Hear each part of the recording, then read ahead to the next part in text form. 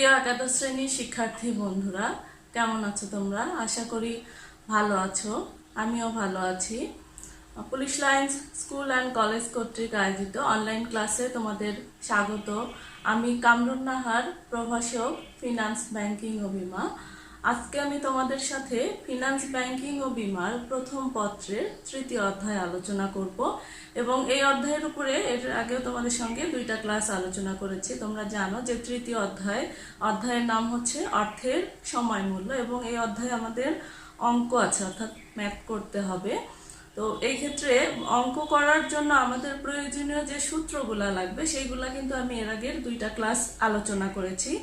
Class দুইটা অবশ্যই দেখবে, তাছাড়া কিন্তু অঙ্কের এখানে বুঝতে পারবে না, কারণ অঙ্ক বোঝার জন্য সূত্র খুবই গুরুত্বপূর্ণ। আগে সূত্র বুঝতে হবে, তাছাড়া কিন্তু আমরা অঙ্ক করতে পারবো না, কারণ কোন ক্ষেত্রে কোন সূত্র বসবে এটা অবশ্যই সূত্রের ক্লাস আলোচনা দেখলেই ভালোভাবে বুঝতে পারবে।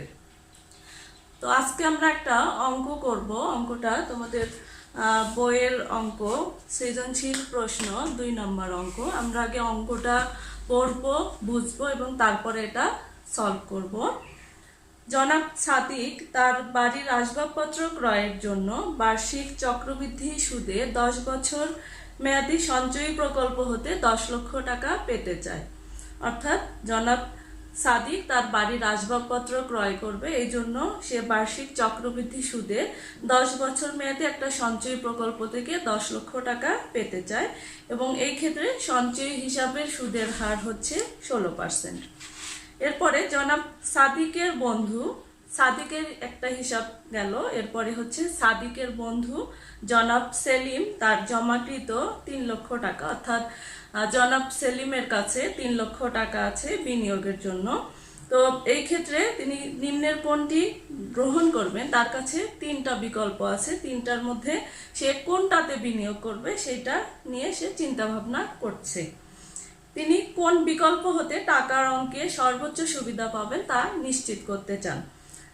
বিকল্পগুলো আমরা একটু পড়ি। যে 1 নম্বর বিকল্প আছে, সে চাইলে এই 3 লক্ষ টাকা রূপালী ব্যাংকে 10 বছরের দ্বিগুণ হওয়ার পলিসি ক্রয় করতে পারে। 2 নম্বর বিকল্প আছে 13% মুনাফায় 10 বছর মেয়াদে সঞ্চয়পত্র ক্রয়।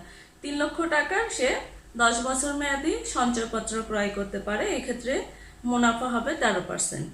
3 নম্বর বিকল্প আছে জনতা ব্যাংকে 12% চক্রবৃদ্ধি সুদে প্রত্যেক বছর 30,000 টাকা করে 10 বছরের জন্য জমা করা। অথবা সেই 3 লক্ষ টাকা কি করতে পারে, জনতা ব্যাংকে 30,000 টাকা করে প্রত্যেক বছরে 10 বছর মেয়াদি জমা রাখতে পারে এবং জনতা ব্যাংক এই ক্ষেত্রে 12% সুদ দেবে। এই হচ্ছে আমাদের অঙ্ক এবং হচ্ছে এর উপরে গ নম্বরের জন্য আমাদের প্রশ্ন আছে জনাব সাদিককে বর্তমানে কত টাকা বিনিয়োগ করতে হবে।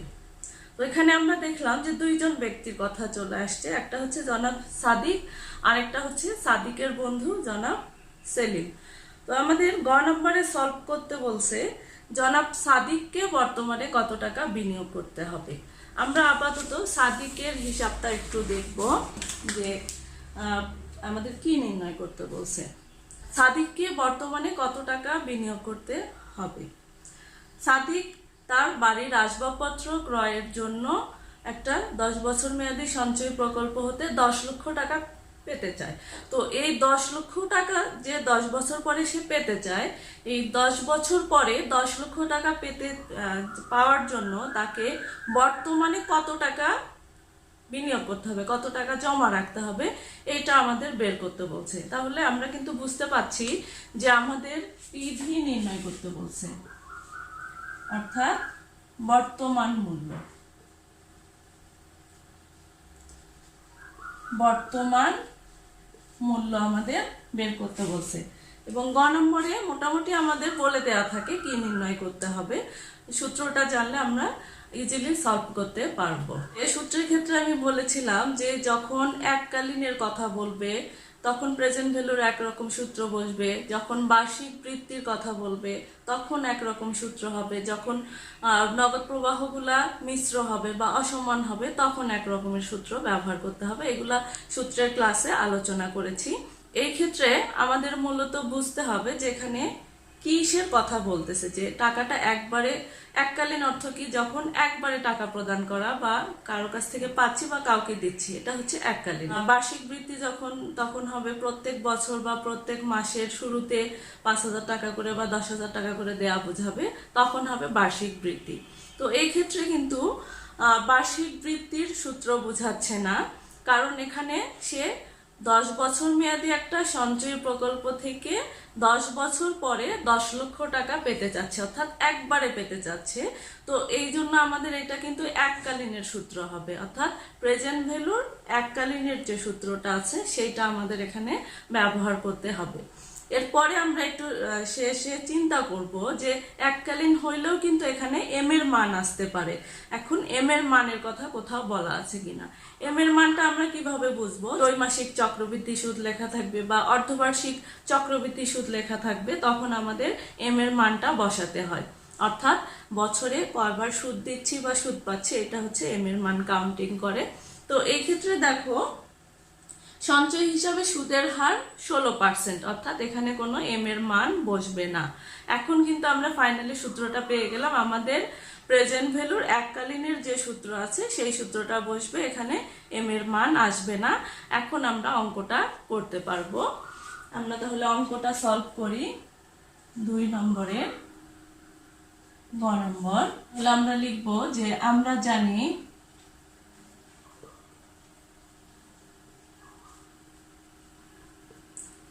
জানি পিভি সমান FV divided 1 plus I power N. এখানে আমরা সাইড নোট দিয়ে দিব, এখানে এফভি অর্থ কি? ফিউচার ভ্যালু, অর্থাৎ ভবিষ্যৎ মূল্য। তাহলে ভবিষ্যৎ মূল্য কত দেয়া আছে? যেহেতু 10 বছর পরে 10 লক্ষ টাকা পেতে যাচ্ছে, 10 বছর পরে পাবে 10 লক্ষ টাকা, তাহলে এই 10 লক্ষ টাকা কি? এটা ভবিষ্যৎ মূল্য। তাহলে এফভি দেয়া আছে 10 লক্ষ টাকা।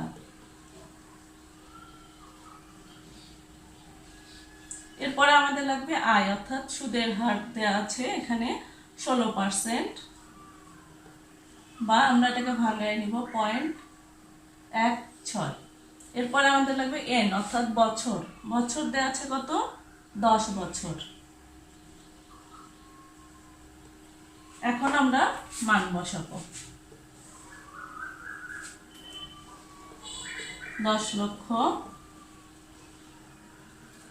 1 প্লাস আয়ের মান হচ্ছে 0.16, এন হচ্ছে, দেখো একের সাথে এটা যোগ করলে 1.16, এটাকে 10 দিয়ে পাওয়ার করলে আসে 4.4114, এবং দশমিকের পরে আরো সংখ্যা ছিল, আমি দশমিকের পরে 4 ঘর নিয়েছি।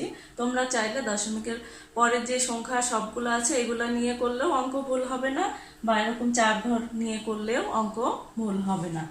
এরপরে 10 লক্ষকে এটা দিয়ে ভাগ করলে আমাদের আসে 2,26,685.41 টাকা। অর্থাৎ আমরা কিন্তু পেয়ে গেলাম আমাদের অ্যান্সার, যে জনাব সেলিম 10 বছর মেয়াদী সঞ্চয় প্রকল্প থেকে 10 বছর পরে 10 লক্ষ টাকা পেতে চায়। এই 10 লক্ষ টাকা পাওয়ার জন্য তাকে বর্তমানে 2,26,685.41 এই পরিমাণ টাকা বর্তমানে জমা রাখতে হবে। এটাই হচ্ছে আমাদের অ্যান্সার। এখন আমরা ঘ নম্বর প্রশ্নটা সলভ করব। দেখো ঘ নম্বরে বলা আছে অর্থ বিনিয়োগের ক্ষেত্রে জনাব সেলিমের বন্ধু কোন প্রস্তাবটা গ্রহণ করলে তার জন্য লাভবান হবেন। জনাব, আমরা আবার একটু অঙ্কে ফিরে আসি, যে জনাব সাদিকের বন্ধু জনাব সেলিম তার জমাকৃত 3 লক্ষ টাকা বিনিয়োগ করতে চাচ্ছে, তার কাছে বিনিয়োগের জন্য 3 লক্ষ টাকা আছে। তো এই ক্ষেত্রে সে কোনটাতে বিনিয়োগ করবে? 1 নম্বর বিকল্প আছে যে সে চাইলে এই 3 লক্ষ টাকা রূপালী ব্যাংকে 10 বছরে দ্বিগুণ হওয়ার পলিসি ক্রয় করতে পারে। আমরা প্রথমটাকে সলভ করব, এবং এর আগে আমাদের বুঝতে হবে যে আমাদের বর্তমান মূল্য নির্ণয় করতে হবে না ভবিষ্যৎ মূল্য নির্ণয় করতে হবে, এটা আমাদের বুঝতে হবে। যেহেতু তার কাছে 3 লক্ষ টাকা আছে, তাহলে এই 3 লক্ষ টাকাকে, এটা কিন্তু বর্তমান মূল্য দেয়া আছে, যেহেতু বর্তমান মূল্য দেয়া আছে তাহলে আমাদের কি অবশ্যই ভবিষ্যৎ মূল্য নির্ণয় করতে হবে। এভাবেও আমরা বুঝতে পারি। অথবা বিনিয়োগের ক্ষেত্রে আসলে কি, আমরা যে বিনিয়োগ করব সেটা ব্যবসার ক্ষেত্রেও হতে পারে বা যে কোনো ক্ষেত্রে আমি যদি বিনিয়োগ করি, বিনিয়োগ আজকে করলে সেটা কিন্তু মুনাফাটা আমি আজকে পাবো না, সেটা কি ভবিষ্যতে চলে গেল। তো যখন বিনিয়োগের কথা বলবে তখন আমাদের বেশিরভাগ ক্ষেত্রে ভবিষ্যৎ মূল্য নির্ণয় করতে হয়। তাহলে আমরা ভবিষ্যৎ মূল্য নির্ণয় করব। প্রথমে 1 নম্বর বিকল্পটা দেখি। 1 নম্বর বিকল্পে আছে রূপালী ব্যাংক।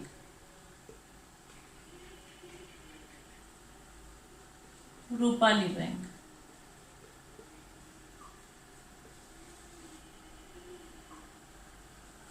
অর্থাৎ সে রূপালী ব্যাংকে 10 বছরে সে 3 লক্ষ টাকা রূপালী ব্যাংকে জমা রাখলে 10 বছরে দ্বিগুণ হবে। এক্ষেত্রে কিন্তু কোনো সুদের হারের কথা উল্লেখ করেনি। তো যখন সুদের হারের কথা উল্লেখ করবে না তখন কিন্তু ফিউচার ভ্যালুর কোনো সূত্রে আমরা বসাতে পারবো না। তো তখন যেহেতু বলছে 10 বছরে দ্বিগুণ হওয়ার পলিসি ক্রয়, অর্থাৎ এই 3 লক্ষ টাকা জমা রাখলে 3 লক্ষ টাকা 10 বছরে দ্বিগুণ হবে। আমরা কিন্তু এটা মুখেই ক্যালকুলেশন করতে পারছি যে 3 লক্ষ টাকা যেহেতু 10 বছরে দ্বিগুণ হবে, তাহলে 10 বছর পরে কত টাকা হবে? 6 লক্ষ টাকা হবে। এটা আমরা সূত্র ব্যবহার করব না, তবে এইভাবে দেখাবো যে আমরা জানি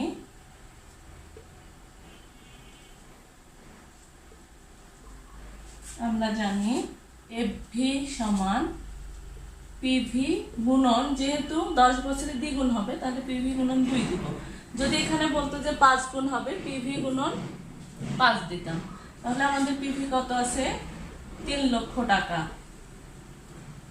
3 লক্ষ গুণন 2 অর্থাৎ 6 লক্ষ টাকা। সে যদি রূপালী ব্যাংকে টাকাটা জমা রাখে 10 বছর পরে কত টাকা পাবে? 6 লক্ষ টাকা। এরপরে 2 নম্বর বিকল্প দেখি। 2 নম্বরে বলা আছে 13% মুনাফায় 10 বছর মেয়াদে সঞ্চয়পত্র ক্রয়। অর্থাৎ সে চাইলে 13% মুনাফায় 10 বছর মেয়াদে সঞ্চয়পত্র ক্রয় করতে পারে 3 লক্ষ টাকার। তো এখন আমরা তো জানি না যে সঞ্চয়পত্র ক্রয় করলে 10 বছর পরে কত টাকা হবে, সেইটা আমাদের বের করতে হবে। তাহলে উপরে আমরা আগে লিখি যে সঞ্চয়পত্র ক্রয়ের ক্ষেত্রে সঞ্চয়পত্র ক্রয়, অর্থাৎ সঞ্চয়পত্র ক্রয় করলে 3 লক্ষ টাকা বিনিয়োগ করে কত টাকা আসবে সেটা আমরা এখন বের করব। তাহলে এখন কোন সূত্র ব্যবহার করতে হবে, এটা হচ্ছে প্রশ্ন। আমি সূত্রের ক্লাসে আলোচনা করে দিয়েছিলাম যে ফিউচার ভ্যালুর একটা সূত্রই আছে, যখন সঞ্চয়পত্র ক্রয়ের কথা উল্লেখ থাকবে তখন ফিউচার ভ্যালুর একটা আলাদা সূত্র আছে, সেই সূত্রটা ব্যবহার করতে হবে। সঞ্চয়পত্র ক্রয়ের ক্ষেত্রে ফিউচার ভ্যালু সূত্রটা আমরা লিখি। আমরা জানি এফভি সমান P plus P into I into N. এটা হচ্ছে যখন তোমরা দেখবা যে সঞ্চয়পত্র ক্রয়ের কথা উল্লেখ থাকবে তখন ফিক্সড একটা সূত্র আছে, অর্থাৎ এই সূত্রটা ব্যবহার করতে হবে। এখন আমরা সাইড নোটগুলা লিখে নিব। এখানে পি অর্থ কি? আসলের পরিমাণ। তাহলে আসল টাকা কত? 3 লক্ষ টাকা। তাহলে পি সমান কত হবে? 3 লক্ষ টাকা।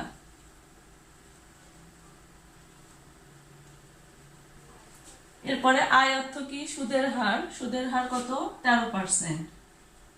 আমরা এখানে শুধু আয়টাই লিখি 13% বা 0.13।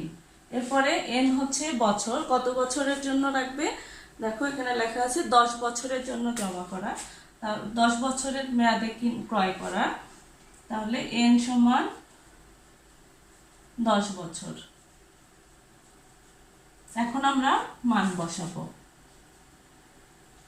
3 লক্ষ,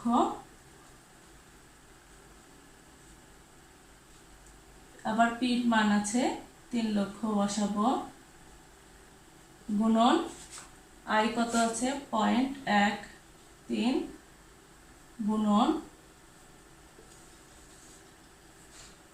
বছর আছে 10। এখন আমরা এইটুকু আগে ক্যালকুলেশন করে নিব। এটা রাখলাম 3 লক্ষ প্লাস, মানে ক্যালকুলেশন করলে কত আসে,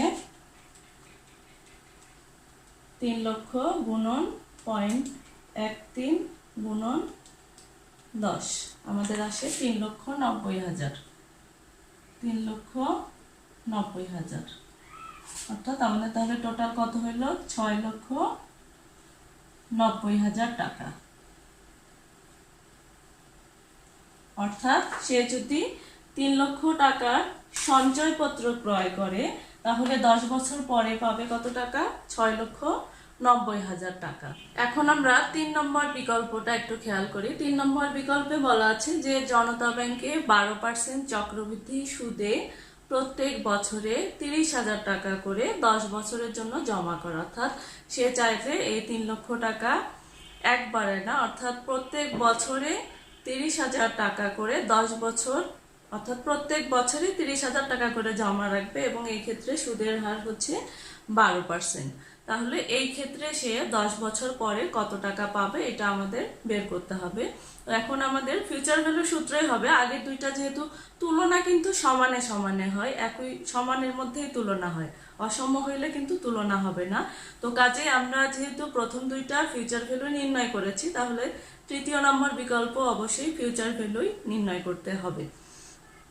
তাহলে আমাদের এখানে ফিউচার ভ্যালুর কোন সূত্রটা বসবে, যেহেতু এখানে সময়টাও নির্দিষ্ট এবং অর্থের পরিমাণটাও প্রত্যেক বছরেই সমান, তাহলে অবশ্যই এটা বার্ষিক বৃত্তির সূত্র ব্যবহার করতে হবে। এখন কথা হচ্ছে যে বার্ষিক বৃত্তিতে আমরা কিন্তু শিখেছি যে বার্ষিক বৃত্তি আবার দুই ধরনের আছে, একটা সাধারণ বার্ষিক বৃত্তি আর একটা হচ্ছে অগ্রিম বার্ষিক বৃত্তি।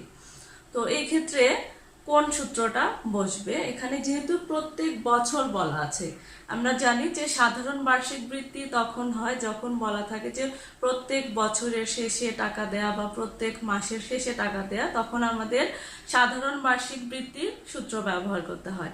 আর যখন প্রত্যেক মাসের শুরুতে বা প্রত্যেক বছরের শুরুতে অর্থাৎ এই ধরনের কথা বলা থাকে, তখন আমাদের অগ্রিম বার্ষিক বৃত্তির সূত্র ব্যবহার করতে হয়। কিন্তু এখানে দেখো শুরু শেষ কিছু বলা নাই, এই জন্যই বললাম যে সূত্রের ক্লাস দুইটা অবশ্যই তোমরা আগে দেখবা, তাছাড়া কিন্তু বুঝতে পারবা না। সেখানে আমি বলে দিয়েছি যে হচ্ছে যখন এরকম শুরু শেষ কিছু বলা থাকবে না কিন্তু আমরা বুঝতে পারছি যে এটা বার্ষিক বৃত্তির সূত্র হবে, তখন আমরা চোখ বন্ধ করে সাধারণ বার্ষিক বৃত্তির সূত্র ব্যবহার করব। তাহলে আমরা সূত্রটা লিখি। আমরা জানি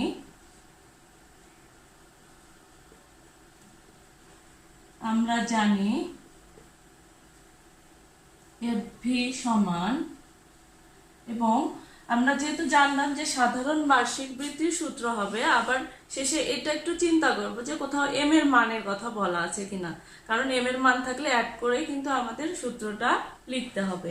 দেখো এখানে জনতা ব্যাংকে 12% চক্রবৃদ্ধি সুদের কথা বলা আছে, অর্থাৎ এখানে এম এর মান আসবে না, আমাদের শুধুমাত্র সাধারণ বার্ষিক বৃত্তির সূত্রটা বসালে হবে। A into 1 plus I power n minus 1 divided I. এখন আমরা সাইড নোটে মানগুলা বসায় নিব, এখানে বা দেয়া আছে লিখতে পারো। এখানে আমাদের প্রথমে লাগবে এ অর্থ হচ্ছে কিস্তির পরিমাণ, অর্থাৎ প্রত্যেক বছরে কত টাকা করে জমা রাখতেছে, এটাই হচ্ছে এর মান। আমাদের এখানে যেহেতু প্রত্যেক বছরে 30,000 টাকা করে জমা রাখার কথা বলা আছে, তাহলে আমাদের এ আসবে কত, 30,000 টাকা। এ সমান 30,000 টাকা। এরপরে আমাদের লাগবে আই এর মান। আই অর্থ সুদের হার। সুদের হার এখানে তোমাদের বইয়ে বলা আছে যে 12% হারে সুদ দেবে, তাহলে 12% বা আমরা এটা ভাঙায় নিব 0.12। এন হচ্ছে বছর, বছরের কথা বলা আছে 10 বছর। এখন আমরা মান বসাবো। 30,000 1 প্লাস আয়ের মান হচ্ছে 0.12, এন হচ্ছে 10 মাইনাস 1 0.12। এখন আমরা ক্যালকুলেশন করব।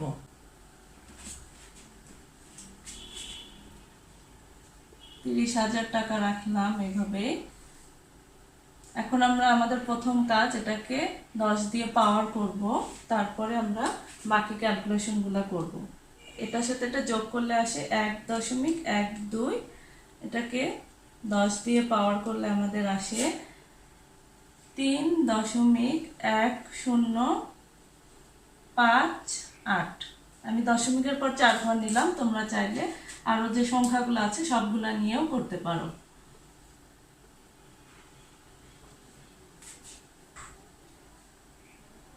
30,000 রাখলাম এখানে। এখন আমরা এটা থেকে এটা 1 বাদ দিলে আমাদের থাকে কত? এটা থেকে 1 বাদ দিলে আমাদের থাকে 2.1058। তাকে আমরা 0.12 দিয়ে ভাগ দিয়ে এখানে বসাবো। 2.1058, এটাকে আমরা ভাগ দিব 0.12 দিয়ে। আমাদের আসে গুণন 17.548। যেহেতু 4-এর পরে 8 আছে, আমি তাহলে 5 নিলাম, অর্থাৎ দশমিকের পরে 5 বা 5-এর উপরে থাকলে 1 যোগ করে দেওয়া যায়, আমি সেভাবেই নিলাম। এখন এটা গুণন দিলে দেখি কত আসে। 30,000 গুণন 17.55,